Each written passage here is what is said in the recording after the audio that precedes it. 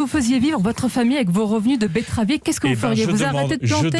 Je demande au gouvernement et je demande aux députés de ne pas voter cette loi sur les néonicotinoïdes. Je leur demande d'activer le Fonds national sur les activités agricoles à travers les calamités naturelles pour compenser les revenus. Vous savez qu'il n'y aura pas de compensation à 100%. Non, on peut parfaitement compenser les revenus à 100%. Aujourd'hui, les betteraviers sont étranglés. C'est une fuite en avant qui tue les agriculteurs, qui tue les abeilles. Vous savez qu'en 20 ans, on a réduit par 3 notre production de miel. On importe aujourd'hui 70% du miel. Moi, je veux sauver les betteraviers.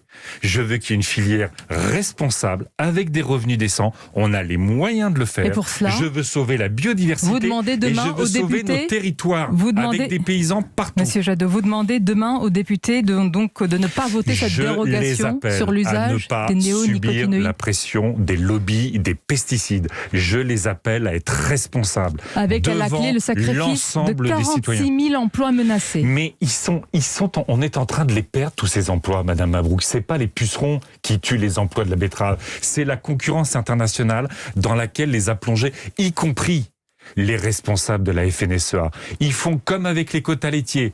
Ils pensent qu'on va faire beaucoup d'argent sur les marchés internationaux. Et puis on s'aperçoit qu'on n'est pas compétitif. Et donc, les plus petits tombent.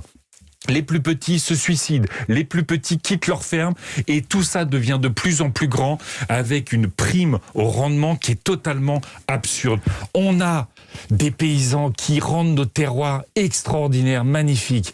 Et puis ça, c'est un bel éloge. On est d'accord, mais dans l'immédiat, il y a une menace sur ces emplois. Mais j'ai entendu les revenus. Oui. On n'organise pas la fuite en avant. On organise la grande transition agricole. Beaucoup de paysans ont montré que ça marchait. Et ben nous, avec l'argent public, accompagnons toutes celles et tous ceux qui aujourd'hui sont étranglés et qui ne veulent qu'une chose. Indemnisation à 100%. Ils ne veulent qu'une chose. On a des doutes. Ils veulent des revenus décents et ils veulent protéger l'environnement parce que, vous savez, les paysans sont les travailleurs de la nature. Oui, mais en quoi la FNSEA serait responsable de cette situation? Je ne comprends pas votre attaque. Parce que la FNSEA porte un modèle agricole qui est toujours plus gros, toujours plus intensif, des élevages toujours plus industrialisés avec les problèmes de bien-être animal, une agriculture toujours plus sous forme de pesticides alors que beaucoup de paysans ont choisi un autre modèle.